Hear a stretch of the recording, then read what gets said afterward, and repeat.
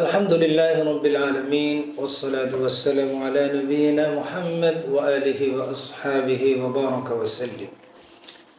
দূরে এবং কাছে যে যেখান থেকে দেখছেন সকলকে আন্তরিক সালাম জানাচ্ছি। আসসালামু আলাইকুম ওয়া রাহমাতুল্লাহি ওয়া বারাকাতুহু। প্রিয় দর্শক শ্রোতা, আমি একটি বিষয় নিয়ে ছোট্ট করে আপনাদের সামনে আলোচনা পেশ করতে চাই। বিষয়টি হচ্ছে আল্লাহর পথের দায়ী, যারা আল্লাহর পথে আহ্বানকারী। আল্লাহর পথে যারা আহ্বানকারী হবেন, আল্লাহর পথে যারা মানুষকে আহ্বান করবেন, দাওয়াত দিবেন, তাদের মর্যাদা কি?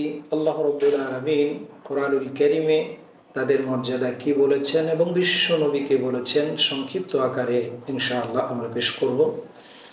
আল্লাহ রাব্বুল আলামিন সূরা হামিম সাজদার 30 নম্বর আয়াতের মধ্যে বলেছেন, ومن أحسن قولا ممن دعا إلى الله وعمل صالحا وقال إنني من المسلمين। ومن أحسن ممن دعا إلى الله, ওই ব্যক্তির চাইতে ভালো কথা আর কার হতে পারে যে মানুষকে আল্লাহর দিকে আহ্বান করে। আল্লাহ বললেন যে মানুষকে আহ্বান করে তার চাইতে ভালো কথা আর কারো হতে পারে না। সুবহানাল্লাহ। ওয়া আমিলা সলিহা, আর যে ব্যক্তি মানুষকে আল্লাহর দিকে আহ্বান করবে সে নিজেও ভালো কাজ করে, আমলে সলেহ করে। ওয়াকালা ইন্নানী মিনাল মুসলিমিন, এবং আল্লাহর প্রতি ঈমান আনা এবং আল্লাহর হুকুম অনুযায়ী আমলে সলেহ করার পরে মানুষকে আহ্বান করে, নিজে আমল করে এবং সর্বপ্রথম সেই বলে আমি মুসলমানদের ভিতরে একজন। সুবহানাল্লাহ। তাহলে আল্লাহ রাব্বুল আলামিন এই আয়াতের মধ্যে আল্লাহ পাক দায়ীদের মর্যাদা বললেন যে দায়ী যারা আল্লাহর পথে আহ্বানকারী তার চাইতে ভালো কথা, উত্তম কথা আর কারো হতে পারে না। আর বিশ্ব নবী মুহাম্মদুর রাসূলুল্লাহ সাল্লাল্লাহু আলাইহি ওয়াসাল্লাম তার একখানা হাদিসের মধ্যে বলেছেন, খায়রুকুম মান তাআল্লামাল কুরআন ওয়া আল্লামাহু। খায়রুকুম, তোমাদের মধ্যে উত্তম হচ্ছে মান তাআল্লামাল কুরআন ওয়া আল্লামাহু, ওই ব্যক্তি যে নিজে কোরআন শিক্ষা করে এবং অপরকে শিক্ষা দেয়। এই দুটি একখানা আয়াত এবং একখানা হাদিসের আলোকে ছোট্ট করে আলোচনা করতে চাই। যারা আল্লাহর পথের দায়ী তাদের কথাটা সবচাইতে উত্তম, সবচাইতে শ্রেষ্ঠ, সবচাইতে সুন্দর কথা। আর বিশ্বনবী বললেন যে কোরআন নিজে শেখে এবং অপরকে শিক্ষা দেয়। কোরআন শেখে, কোরআন শিক্ষা দেয়, অন্য কিছুর কথা কিন্তু বলেন নাই। সে হচ্ছে সমস্ত মানুষের মধ্যে একজন শ্রেষ্ঠ মানুষ। সুবহানাল্লাহ ওয়া বিহামদিহি। আল্লাহর পথে মানুষকে আহ্বান করার ক্ষেত্রে আল্লাহ পাক সূরা নাহলের ভিতরে বলেছেন, উদউ ইলা সাবিলি রাব্বিকা বিল হিকমাহ ওয়াল মাউইযাতিল হাসানাহ। উদউ ইলা সাবিলি রাব্বিক, তোমরা তোমাদের রবের দিকে আহ্বান করো, রবের পথে মানুষকে ডাকো। বিল হিকমা, সমস্ত প্রজ্ঞার সাথে, এখানে প্রজ্ঞা বলতে আকলের সাথে জ্ঞান দিয়ে, কোরআন নামক যে জ্ঞান আমি দান করেছি, যে শিক্ষা দিলাম কোরআন, আল্লামাল কুরআন, আমি তোমাদেরকে কোরআন শিক্ষা দিয়েছি। এই কোরআন দিয়ে কোরআনের প্রয়োগ হবে সম্পূর্ণ কমন সেন্সের সাথে, আকলের সাথে, বুদ্ধির সাথে। হিকমত বলা হচ্ছে প্রজ্ঞাপূর্ণ জ্ঞানের মাধ্যমে। ওয়াল মাউইযাতিল হাসানাহ, এবং মানুষকে উপদেশ দেবে সর্বোত্তম পন্থায়। সুবহানাল্লাহ। তাহলে সর্বোত্তম পন্থায় দাওয়াত দিতে হবে।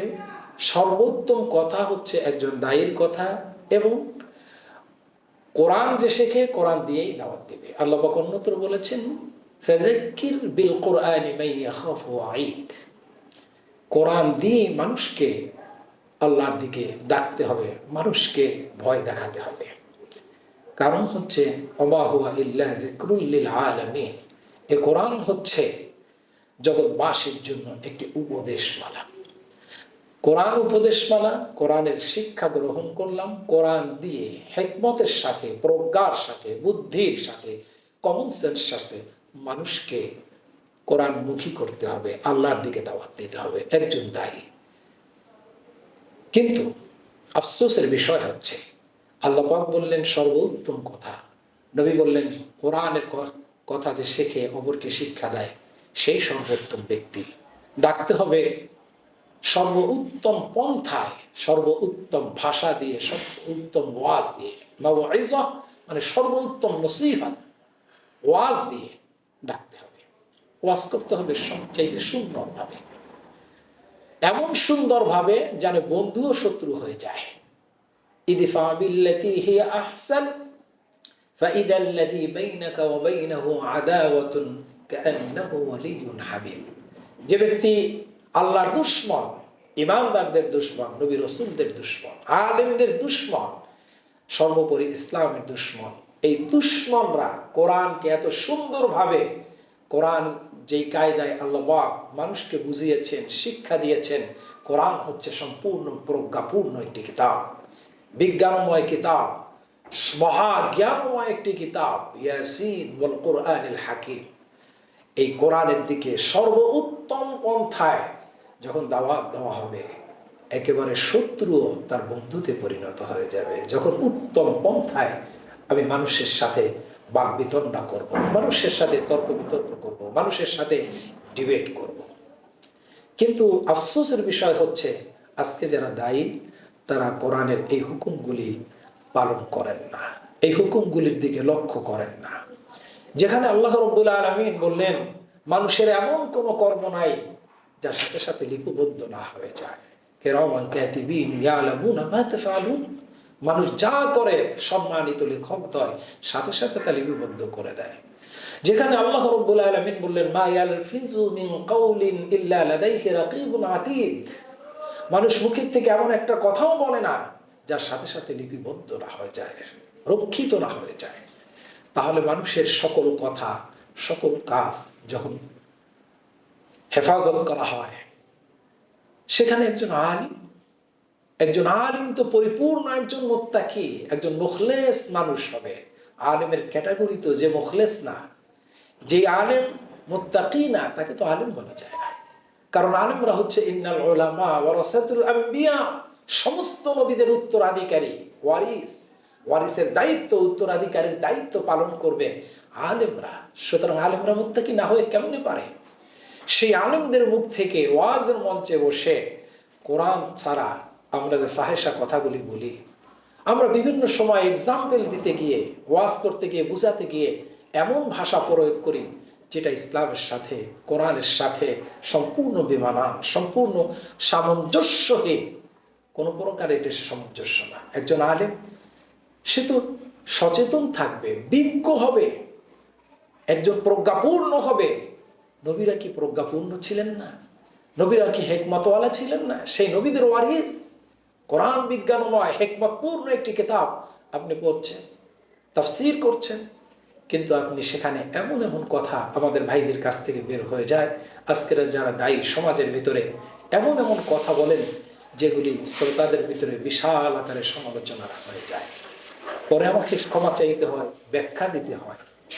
কিন্তু এই ব্যাখ্যাটা মানুষের কাছে চাইলাম, কিন্তু আল্লাহ পাক যদি ধরে বসেন, আল্লাহ যদি ধরে বসেন, কারণ ওটা তো লিপিবদ্ধ হয়ে গিয়েছে, রক্ষিত হয়ে গিয়েছে। একটা মানুষ মুত্তাকি যারা, পরিপূর্ণ মোমেন যারা সফল হয়ে যাবে, যে মোমেনরা সফল হয়েছে, যে মোমেনরা, তাদের ক্যাটাগরিতে আল্লাহ পাক বললেন ওয়াল্লাযীনা হুম আনিল লাগবি মুরিদুন, তারা তো অনর্থক কথা, অনর্থক কাজ করবে না, এমন একটা কথাও বলবে না যারা বাজে কথা হয়ে যায়। আল্লাহ রাসূল বললেন ফালিয়াকুল খায়রা আও লিয়াসমুত, পারলে ভালো কথা বলো, না পারলে চুপ থাকো। এটা যদি সকলের জন্য বিশ্ব নবীর কথা হয়ে থাকে, তাহলে আলেমদের জন্য কি এটা খাস নয়? সেই আলেমরা এই কোরআন এবং হাদিসের, অসংখ্য কোরআন এবং হাদিস, আমার আলোচনা তো বড় হয়ে যাবে, আমি সংক্ষেপ করছি। তাহলে আমরা যদি এই দিকে লক্ষ্য করি, কোরআন এবং হাদিসের আলোকে আমার কথা হবে, একজন দায়ীর কথা হবে শ্রেষ্ঠ কথা। আল্লাহ বলছেন যে আল্লাহর দিকে ডাকে তার কথাই তো শ্রেষ্ঠ। তাই শ্রেষ্ঠ কথা, আহসান, সবচাইতে সুন্দর, উত্তম, শ্রেষ্ঠ কথা হবে একজন আলেমের কথা, একজন দায়ীর কথা। কিন্তু আমরা মুখ থেকে আজেবাজে কথা কেন বলি? যেই কথাগুলি নাজায়েজ কথা কেন বলি? ফাহিশা কথা কেন বলি? পরনিন্দার কথা কেন বলি? হিংসার কথা কেন বলি? বানায়া কথা কেন বলি? বলেছেন বিশ্ব নবীকে আল্লাহ পাক বলেছেন যে আমার নবী নিজের থেকে বানায় কোনো কথা বলেন নাই। মা ইয়ানতিকু আনিল হাওয়া ইন হুয়া ইল্লা ওয়াহয়ুন ইউহা, আমি যেটা ওহী করেছি, প্রত্যাদেশ করেছি, আদেশ করেছি, নবী কেবল সেটাই মানুষের কাছে পৌঁছে দিয়েছে। নবীর কাজ হচ্ছে পৌঁছে দেওয়া। রাসূল আল্লাহ পক্ষ থেকে দূত, পৌঁছে দেন তিনি। রসুলকে আল্লাহ পাক আরো গ্যারান্টি দিলেন এ ব্যাপারে। আল্লাহ পাক বললেন রসুলের সম্পর্কে, ওয়ালাউ তাকাওয়ালা আলাইনা বা'দুল আকাওয়িল লাআখাযনা মিনহু বিল ইয়ামিন সুম্মা লাকাতা'না মিনহুল ওয়াতিন। আমার নবী, আমার হাবিব, আমার রসুল যদি আমার কথার ভিতরে, আমার কোরআনের ভিতরে কোনো আকপিস করতো, কাটসাট করতো, যোগ বিয়োগ করতো, নিজের মন মতো কোনো কথা ঢুকাই দিত, কোনোটা বাদ দিত, এই হিম্মত যদি করতো, তাহলে আমার নবীর ডান হাত আমি ধরতাম, তাকে গ্রেফতার করতাম। সুম্মা লাকাতা'না মিনহুল ওয়াতিন, অথবা তার কণ্ঠনালী আমি কেটে ফেলে দিতাম। আল্লাহু আকবার, আল্লাহু আকবার। কত বড় কথা! বিশ্ব নবীর শানে, তার হাবিবের শানে আল্লাহ পাক বললেন, কত বড় চ্যালেঞ্জ করলেন। সেই নবীর ওয়ারিস, আকাশ এবং জমিনের মধ্যে, সেই নবীর ওয়ারিস, সেই নবীর ওয়ারিস, অথচ আকাশ এবং জমিনের মধ্যে আল্লাহর হাবিবের চাইতে আর কোনো উন্নত সৃষ্টি নাই।